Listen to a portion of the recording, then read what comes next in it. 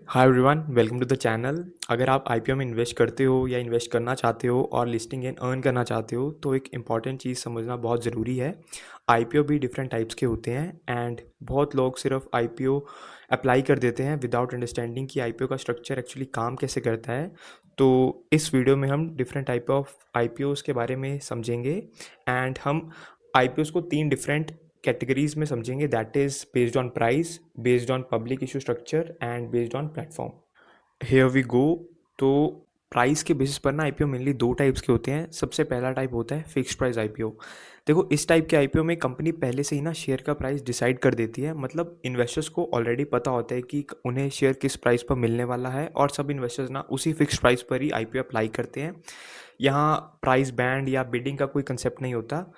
Example के लिए समझो, अगर कंपनी ने 100 रुपीज़ प्राइस शेयर का फिक्स करा ना, तो सभी को 100 रुपीज़ पर शेयर पर ही आईपीओ अप्लाई करना होगा। एंड एक इंपॉर्टेंट बात, जो हम फिक्स प्राइस आईपीओ कंसेप्ट पढ़ रहे हैं ना, आज के टाइम में ये रेयरली ही यूज़ होता है। ज़्यादातर बुक बिल्डिंग कंसेप्ट यूज़ होता है।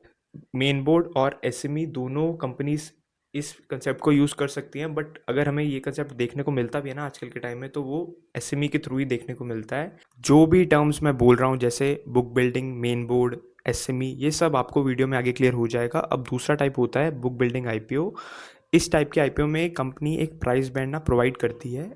इस प्राइस बैंड में मिनिमम और मैक्सिमम प्राइस होता है। मिनिमम प्राइस को हम फ्लोर प्राइस कहते हैं और मैक्सिमम प्राइस को हम कैप प्राइस कहते हैं। एग्जाम्पल के लिए समझो, अगर प्राइस बैंड 100 से 120 रुपीज़ है तो 100 रुपीज़ को फ्लोर प्राइस बोलेंगे एंड 120 रुपीज़ को कैप प्राइस बोलेंगे। इन्वेस्टर्स इस रेंज के अंदर ना अपनी बिड्स प्लेस करता है और आईपीओ क्लोज होने के बाद इन्वेस्टर डिमांड के अकॉर्डिंग फाइनल प्राइस डिसाइड होता है। और जनरली अलॉटमेंट के चांसेस इंक्रीज करने के लिए ना कैप प्राइस पर अप्लाई करना सबसे बेस्ट ऑप्शन रहता है। और एक इम्पॉर्टेंट बात, आज के टाइम में इंडिया में mostly IPOs book building method follow करते हैं। अब हम नेक्स्ट कैटेगरी समझते हैं, जो है types of IPO based on public issue structure. इस कैटेगरी में सबसे पहला टाइप होता है फ्रेश इशू। देखो, फ्रेश इशू में ना कंपनी नए शेयर्स क्रिएट करती है और उन्हें पब्लिक को इशू करती है। इसका मतलब जो भी पैसा आईपीओ से रेज होता है वो डायरेक्टली कंपनी को मिलता है। कंपनी उस फंड का यूज़ करती है बिजनेस को ग्रो करने के लिए, जैसे बिजनेस एक्सपेंशन, डेप्ट रिपेमेंट, न्यू प्रोजेक्ट स्टार्ट करने के लिए, वर्किंग कैपिटल रिक्वायरमेंट्स को फुलफिल करने के लिए। एग्जाम्पल से समझो, अगर कोई कंपनी आईपीओ में 10 लाख नए शेयर्स इशू करती है तो जो भी टोटल अमाउंट रेज होगा ना, वो डायरेक्टली कंपनी के पास जाएगा। अब दूसरा टाइप होता है ऑफर फॉर सेल, जिसे शॉर्ट में ओएफएस भी कहा जाता है। इस टाइप के आईपीओ में एग्जिस्टिंग शेयर होल्डर्स अपने शेयर्स पब्लिक को सेल करते हैं। यहाँ कंपनी नए शेयर्स क्रिएट नहीं करती और जो भी पैसा आईपीओ से रेज होता है ना, वो कंपनी को नहीं मिलता बल्कि उन शेयर होल्डर्स को मिलता है जो अपने शेयर्स सेल कर रहे होते हैं। एक एग्जांपल से समझो, अगर प्रमोटर्स ने आईपीओ में 5 लाख शेयर सेल करे हैं ना, तो जो भी पैसा रेज होगा वो प्रमोटर्स को मिलेगा, कंपनी को नहीं मिलेगा। एंड बहुत बार ना आईपीओ में फ्रेश इशू और ऑफर फॉर सेल दोनों का कॉम्बिनेशन भी होता है। तो अगर चाहे फ्रेश इशू हो या ऑफर फॉर सेल हो या दोनों का कॉम्बिनेशन हो, इंडिया में सभी आईपीओज रेगुलेट होते हैं सेबी के थ्रू एंड लिस्टिंग होती है एनएससी या बीएससी पर।